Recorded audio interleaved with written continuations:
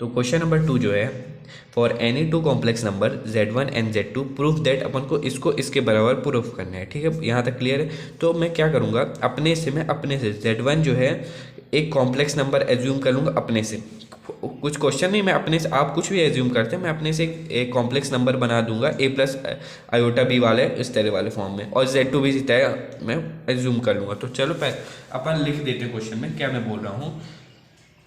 Let us assume, हम assume करते हैं, ठीक है, z1 को मैं ले लेता हूँ जिस a प्लस आयोटा बी, ठीक है, कोई दिक्कत नहीं।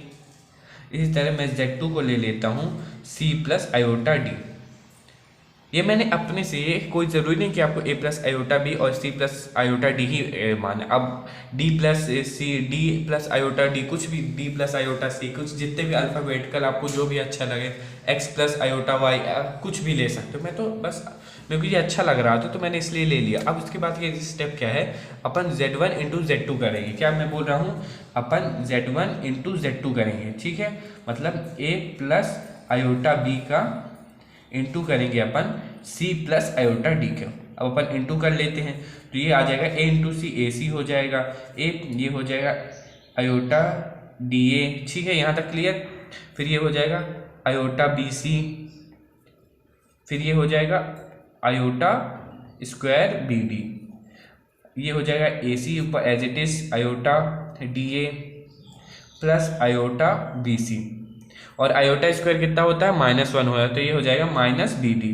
यहाँ तक क्लियर है। फिर क्वेश्चन अपन में बोला था real part of z1 and z2, इसमें से रियल पार्ट कौन से है, ए सी और माइनस बी डी, ठीक है, ए सी और माइनस बी डी। मैं पहले उनको लिख देता हूँ, रियल पार्ट को रियल पार्ट के साथ और इमेजिनरी पार्ट को इमेजिनरी के साथ। तो ये हो जाए A D plus B C बाहर आयोटा, ठीक है, ऐसे लिख सकते हो, कोई दिक्कत की बात नहीं। अब इस क्वेश्चन ने बोला था रियल पार्ट जो है जब अपन ने इंटू किया तो वो ये है, ठीक है, रियल पार्ट ये z1 जो क्वेश्चन था। अब बहुत ही कुछ नहीं बचा क्वेश्चन में, ठीक है, ए सी माइनस बी डी, ये है रियल पार्ट, कोई दिक्कत नहीं, मैंने बहुत ही क्लियर मैंने आपको समझा दिया ऊपर। अब अपन को क्या करना है, इसको बनाने के अपन देखते हैं जो ए है, ठीक है, आप वो मत भूल जाओ, अब मैं जो जितना बता रहा हूँ उतना सब सुनो बस। ए है, एक किस का क्या है, रियल पार्ट है कि इमेजिनरी पार्ट है, और रियल पार्ट है तो किसके, z1 का है z2 का। तो ए है भैया, ए है z1 का, क्या है, रियल पार्ट है, तो अपन लिख देते हैं रियल पार्ट है z1 का, ठीक है। इसी तरह सी भी देखो, सी है भैया z2 का रियल पार्ट है, तो हाँ वही लिख दो z2, ठीक है, और बीच में माइनस, ठीक है, कोई दिक्कत नहीं।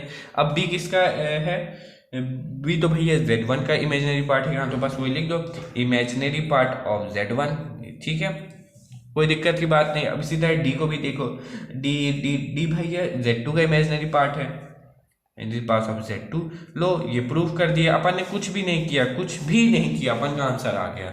मैंने क्या, मैं एक बार आपको और ओवरव्यू बता रहा हूँ, मैंने क्या किया, पहले अपन ने z1 और z2 को खुद से कॉम्प्लेक्स नंबर एज्यूम कर लिया, ठीक है, फिर अपन ने z1 इंटू z2 कर दिया। उसके बाद जो भी रियल पार्ट आया तो उसके हिसाब से अपन ने बता दिया कि ये रियल पार्ट किसको, मतलब किस मतलब z1 का है, z2 के पार्ट का है, रियल पार्ट का है, इमेजिनरी पार्ट है z1 या z2 को। बहुत ही ईजी था, इस क्वेश्चन में कुछ भी नहीं था, बट हाँ एग्जाम पॉइंट ऑफ व्यू से थोड़ा इंपॉर्टेंट है, क्योंकि थोड़ा ट्रिकी है क्वेश्चन, तो ज़रूर अच्छे से सॉल्व कर लेना।